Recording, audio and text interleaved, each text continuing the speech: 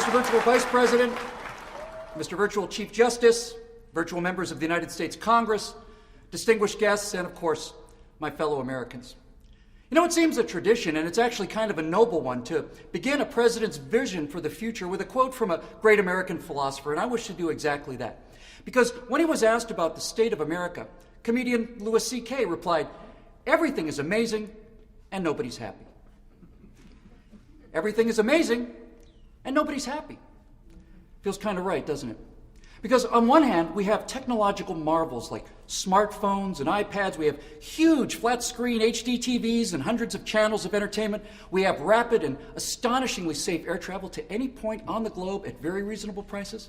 We have miraculous advances in medicine that add both length and quality to our lives. We have an unmatched military without the looming threat of enemy fleets or tens of thousands of nuclear missiles aimed at our cities. And everything is amazing, and no one is happy. We're not happy because for the first time in our history, we're not allowed to be happy. Mostly, not exclusively, but mostly. We're not happy because of what goes on in this magnificent white building behind me here and the other one out on 1600 Pennsylvania Avenue. Politics has invaded everything. And my friends, politics sucks.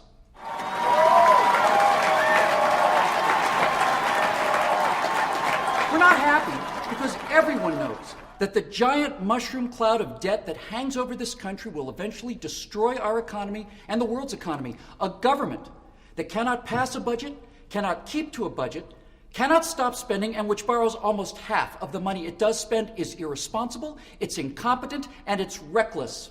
We are not a nation of addicts. We're not a nation of addicts, but we're a nation run by addicts.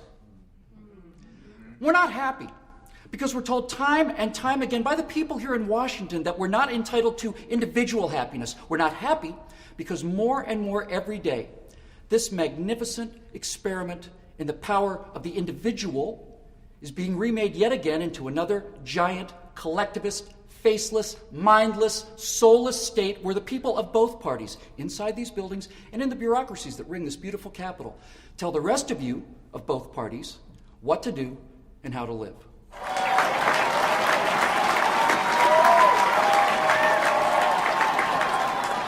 You know, the Constitution is the how of America, but it's the Declaration of Independence that's the why. When Thomas Jefferson came back with his draft of the Declaration, I know his most famous sentence must have shocked and surprised his readers. I'll bet it shocked and surprised him, frankly, when he wrote it. He said, "We hold these truths to be self-evident, that all men are created equal, that they're endowed by their Creator with certain unalienable rights, and that among these are life, liberty, and the pursuit of happiness." Wait a minute, because up until that moment, the Enlightenment, that revolution in thinking that saw men and women not as subjects or as masses, but as individual people with rights granted to them at birth, not as groups or as tribes or as classes, but equally as individuals. Well, up until that very moment that Jefferson wrote that line, when people talked about the unalienable rights of individuals, they referred to life, liberty, and property. Private property, any property, no matter how small, from a skyscraper to a hoodie, is no more or no less than what separates each individual one of us from the king or the sultan or the emperor or the czar. The people who used to own everything, they used to own all of it. But Jefferson dropped property. He went someplace that no one, certainly that no government, had ever gone before. Jefferson understood that no government was worthy of the consent of the governed unless its people, its individual people, had at least a chance to pursue their own personal happiness. The Enlightenment invented the idea of the individual person protected by inviolate rights as the only way to pursue real happiness. And real happiness is your happiness. It's not someone else's, it's your happiness.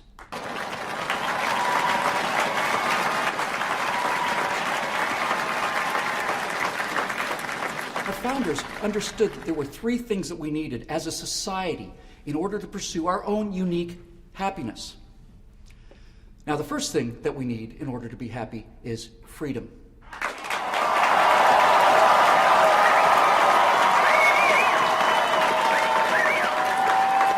Thanks to the hundreds of thousands of men, and now proudly women too, who've given their lives for this country, The shameful fact is that we've been so free for so long that we've utterly forgotten what tyranny looks like. Very few of us know enough about the histories of the 100 million people killed by treating people not as individuals but as collectives. To be able to recognize those signs of how those mass murders began, things like the dividing of a nation into tribes with class divisions or racial divisions or religious divisions, all with the same purpose: to demonize an enemy and put a face on our collective envy.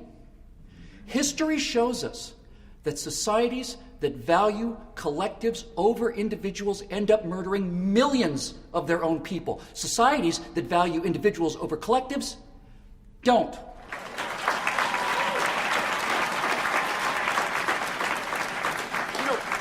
We've been free for so long that we think of our freedoms as something written on with a quill pen on a faded piece of parchment, safely behind glass, locked in a fortress just down the street there. We're not happy because we're not free. And we're not losing our freedoms because of tanks in the streets. We're losing it because of the thousands and thousands and thousands of new laws and regulations that are passed every single year by the people in these buildings here in Washington and in other state capitals. I know for an absolute moral certainty that every American within the sound of my voice right now is in violation of several, if not tens or even scores of laws and regulations they know nothing about.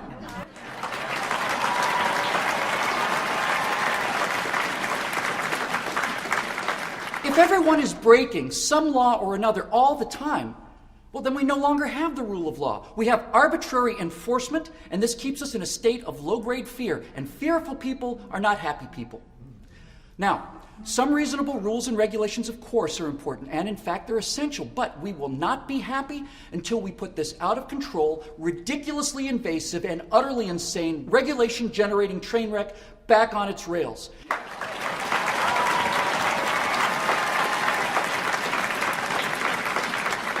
In order to do that, we need to remove from the building behind me the people of both parties who do not understand the limits on government and replace them with people of both parties who actually do.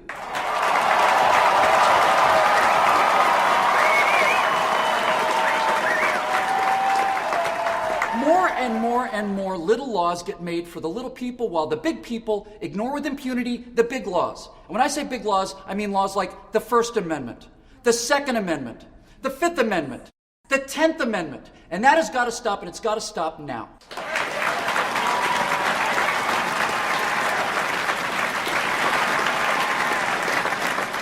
Now, the second thing we need in order to be happy is some prosperity, but we're not allowed to be prosperous anymore because if you or your household made more than $380,354 in 2010, then you're one of the evil 1%ers.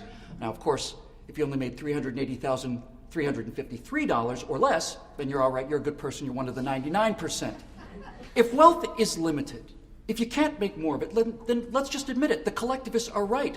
If you can't make more of it, then wealth can only be redistributed. A businessman with a $20 million jet is evil because he took more than his fair share out of a limited pot of money. His $20 million jet meant that some student didn't get to go to college or some mom had to go on food stamps. But, if wealth can in fact be created right out of thin air, then that businessman is not a villain, he's a hero. Because the $20 million he has for his jet is just a small percentage of the total amount of wealth that he's generated for the rest of society. So which one is it? Can wealth be generated out of thin air? Well, of course it can. Of course it can. You can take a $1 pen and a $1 legal pad and write a screenplay and sell it for $1 million, and people will work a little harder than they need to just to survive so that they have an entertainment budget to go and see the movie. Every time you create something, every time you write a poem or a song or you draw up a blueprint for a building that wasn't there or a business plan for a dry cleaning store that wasn't there, every time you create something of value, which means something other people want, you actually generate real wealth. But the real way to generate wealth, and a lot of it, is through trade. Now, today's economy is so complex, so let's just make it simple. Let's go back to prehistoric times. Let's say that there's a hunter tribe up there in the mountains. Now, since they hunt, they have terrific spears. They're strong and they're flexible and light, and they have razor-sharp stone spearheads, and they fly straight and true. But they don't gather much, so their baskets kind of look like birds' nests. Now, down on the seashore is a gatherer tribe. They try to spearfish occasionally, but their spears are just wobbly sticks that break half the time, but they do a lot of gathering. So they know how to weave baskets so tight that they'll actually hold water. Now, one day, a guy from the hunter tribe meets a guy from the gatherer tribe in the Midlands, and he says basically in his primitive caveman way, "Sir, I think that is the most magnificent basket I have ever seen." And the gatherer says, "Well, allow me to retort. That is one absolutely awesome spear." So, the hunter trades his top-notch spear for the gatherer's awesome basket, and they both turn around and they go back home. Now, the question is, which one of them goes home richer? They both do. They both do. That's the miracle. They both go home wealthier because they have something of value that they didn't have before. So the hunter guy goes back up to his cave, and everybody in the tribe oohs and ahs at the amazing basket, and people offer him the little shiny pebbles that they use for money, but he doesn't sell it. Instead, he lies awake thinking, I usually go through a spear a week. I'll bet you, if I got up an hour earlier every day and stayed up a couple hours later, I bet you I could make an extra spear this week, maybe 2. And then he realizes that his daughter's not going to starve to death after all because his idiot son-in-law can help make the spears and he can supervise.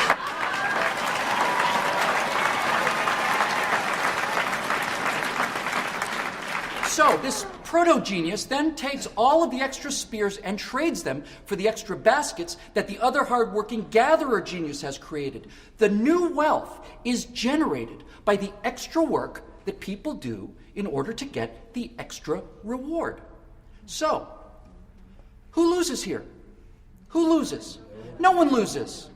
The hunters get baskets the likes of which they never could have had before, and likewise, the gatherers suddenly find themselves with spears they simply could not make. Pretty soon, everyone has an awesome spear and an amazing basket. Now, it is true that the men and women actually making or trading spears or baskets have more pebbles or seashells than those that don't, but they didn't take those things by force. Those people willingly gave them their money because better baskets and better spears improved the quality of their lives immeasurably. They made them happy. So when the people behind us make more and more rules to make it harder and harder to trade spears for baskets, or maybe to allow 2 hippies named Steve to make a personal computer in their garage with an apple for a logo because IBM wasn't interested. Well, every time the government gets in the way, it makes us all poorer because the government doesn't make anything. It only makes it harder for other people to make things.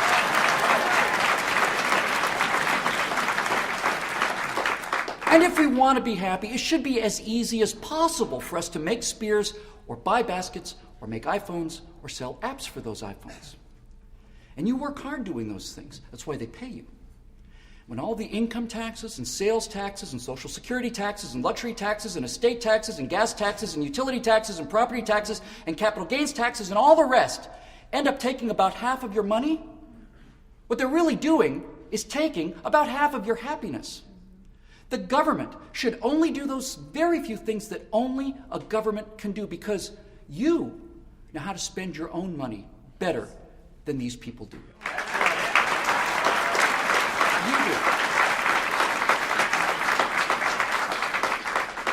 You did build it.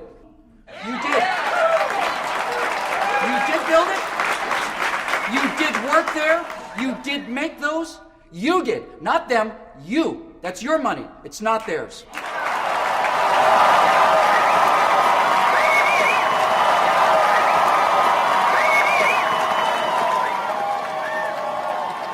The final thing we need to be happy is virtue. Now, some people think that virtue means not having sex until you're 70. But it doesn't mean that at all.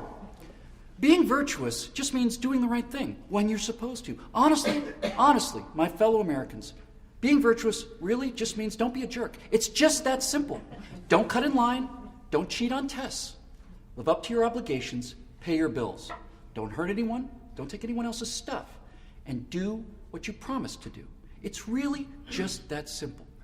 Now, our happiness depends on virtue because virtuous people don't need endless rules and regulations. Virtuous people can govern themselves.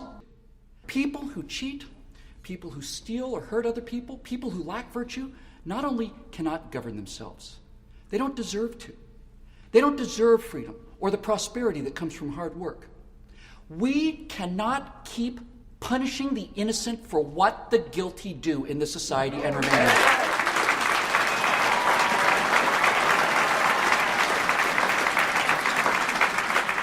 We can all be a lot happier as a society if we all just mind our own business, pursue our own unique individual happiness. Louis C.K. was right, but it's actually easy to make him only half right. Everything is amazing, and we can all be happy if we put this invasive, collectivist, ever-growing monstrosity of a state back into the beautiful, competent, frugal, well-ordered, fiscally responsible, government-sized box that it originally came in.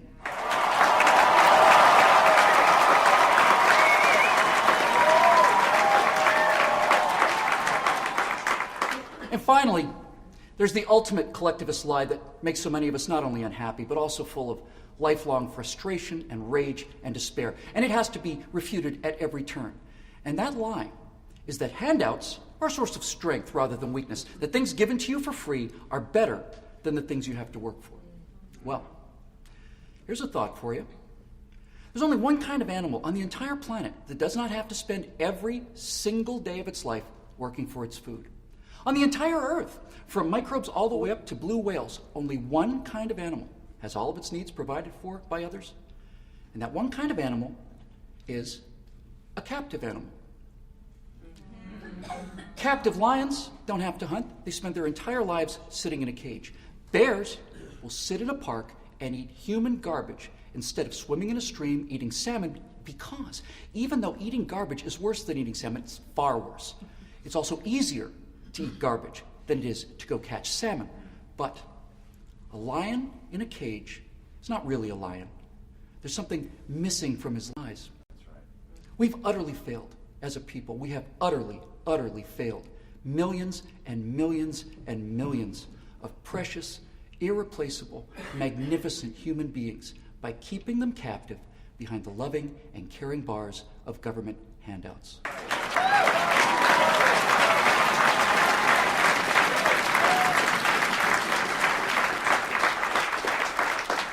This is the challenge of our age. This is the real challenge.